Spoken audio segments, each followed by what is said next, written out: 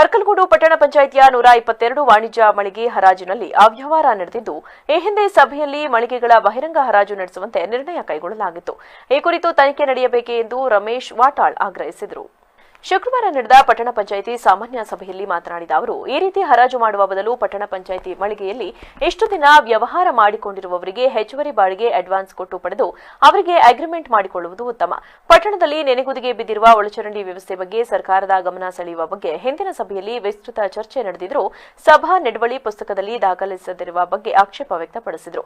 ಇನ್ನು ಒಳಚರಂಡಿ ವ್ಯವಸ್ಥೆ ಕಾಮಗಾರಿ ಅರ್ಧಕ್ಕೆ ನಿಂತು ವರ್ಷಗಳೇ ಕಳೆದಿವೆ. ಈ ಕುರಿತು ಸರ್ಕಾರದ ಗಮನ ಸೆಳೆಯಲು ಪಟ್ಟಣ ಪಂಚಾಯತ್ನ ಎಲ್ಲಾ ಸದಸ್ಯರು ಒಗ್ಗೂಡಿ ವಿಧಾನಸೌಧದ ಮುಂದಿನ ಗಾಂಧಿ ಪ್ರತಿಮೆ ಮುಂದೆ ಸತ್ಯಾಗ್ರಹ ನಡೆಸುವ ಬಗ್ಗೆ ಸಭೆಯಲ್ಲಿ ಪ್ರಸ್ತಾಪಿಸಲಾಗಿತ್ತು. ಮಾಧ್ಯಮಗಳು ಇದಕ್ಕೆ ಪ್ರಾಮುಖ್ಯತೆ ನೀಡಿ ಸುದ್ದಿ ಮಾಡಿದವು. ಆದರೆ ಇಂತಹ ಪ್ರಮುಖ ವಿಷಯದ ಕುರಿತು ನಡವಳಿಕೆ ಪುಸ್ತಕದಲ್ಲಿ ದಾಖಲಿಸಲಿಲ್ಲ ಎಂದು ಆಕ್ರೋಶ ವ್ಯಕ್ತಪಡಿಸಿದರು.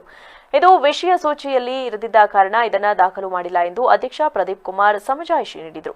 ಈ ಹಂತದಲ್ಲಿ ಕೆಲಕಾಲ ಕಾವೇರಿದ ಚರ್ಚೆ ನಡೆಯಿತು. ನಡವಳಿಕೆ ಪುಸ್ತಕದಲ್ಲಿ ದಾಖಲಾಗಲಿಲ್ಲ ಎಂದು ಆಕ್ಷೇಪ ವ್ಯಕ್ತಪಡಿಸುವ ನೀವು ಸಭೆಯಲ್ಲಿ ವಿಷಯ ಪ್ರಸ್ತಾಪಿಸಿದ್ದು ಬಿಟ್ಟರೆ ಕಳೆದ 2 ತಿಂಗಳಿನಿಂದ ಸದಸ್ಯರನ್ನ ಸಂಪರ್ಕಿಸಿ ಹೋರಾಟಕ್ಕೆ ಮುಂದಾಗಲಿಲ್ಲ ಎಂದು ಸದಸ್ಯ ಅನಿಕೇತನ್ ಪ್ರಶ್ನಿಸಿದರು. ಮಳಿಗೆ ಹರಾಜು ಪ್ರಕ್ರಿಯೆ ಕುರಿತು ಸದಸ್ಯರಿಗೆ ಯಾವುದೇ ಮಾಹಿತಿ ನೀಡಿಲ್ಲ ಎಂದು ಸದಸ್ಯೆ ಎಚ್ಎಸ್ ರಶ್ಮಿ ಆಕ್ಷೇಪ ವ್ಯಕ್ತಪಡಿಸಿದರು. ಮಳಿಗೆ ಹರಾಜು ಪ್ರಕ್ರಿಯೆಯನ್ನ ಜಿಲ್ಲಾಧಿಕಾರಿಗಳ ಕಚೇರಿಯಿಂದ ಎಪ್ರಿಕ್ಯೂರ್ಮೆಂಟ್ ವಿಧಾನದಲ್ಲಿ ಬಿಡ್ ನಡೆದಿದೆ. ಬಿಡ್ ಹಗರಣದ ಮಳಿಗೆಗಳ ಮರು ಹರಾಜು ನಡೆಯಲಿದೆ ಎಂದು ಅಧ್ಯಕ್ಷ ಪ್ರದೀಪ್ ಕುಮಾರ್ ತಿಳಿಸಿದರು.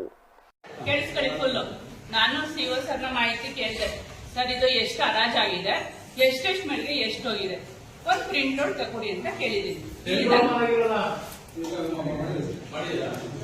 ಓಪನ್ ಆಗಿ 13 ದಿನ ಆಗಿದೆ. ಓಪನ್ ಆಗಿ 13 ದಿನ ಆಯ್ತು. ಆಯ್ತಾ? ಇಲ್ಲಿ ಅದನ್ನ ನಾನು ಹೇಳ್ತಿರೋದು, ನೀವು 5%ಗೆ ಆಮೇಲೆ ಅವರಿಗೆ ನೋಟಿಸ್ ಕೊಡೋದ್ರ ಬದಲು ಫಸ್ಟ್ ಕೌನ್ಸಿಲರ್ಗಳಿಗೆ ಮಾಹಿತಿ ಕೊಡಿ. ಇಂಥ ಮಳಿಗೆ ಇಷ್ಟು ಹರಾಜಾಗಿದೆ, ನಾವ್ ಇಂಥ ಮಳಿಗೆಯವ್ರು ಇಂಥವ್ರೆ ಅವರೇ, ಇವ್ರಿಗೆ 5%ಗೆ ನಾವು ಎಕ್ಸ್ಟ್ರಾ ಇದು ಮಾಡಕ್ ನೋಟಿಸ್ ಕೊಡ್ತೀವಿ. ಮಾಹಿತಿ ಕೊಡ್ರಿ. ಯಾರು ಒಬ್ಬ ಕೌನ್ಸಿಲರ್ ಗೊತ್ತಾ ಕೇಳ್ರಿ.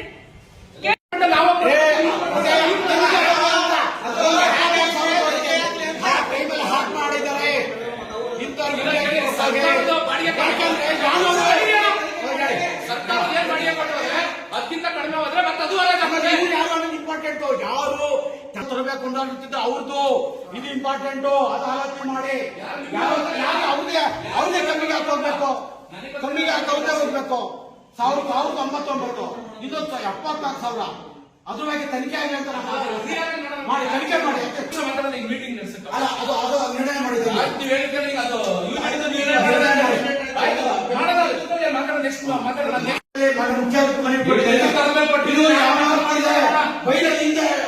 ನ್ಯಾಯಮೂರ್ತಿಗಳ ಆದೇಶ ಮಾಡಿದ್ರು. ಇದು ಚುನಾವಣೆಯಲ್ಲಿದ್ದು ಯಾವುದೇ ನ್ಯಾಯಮೂರ್ತಿಗಳ ಆದೇಶ ಮಾಡಿದ್ರು.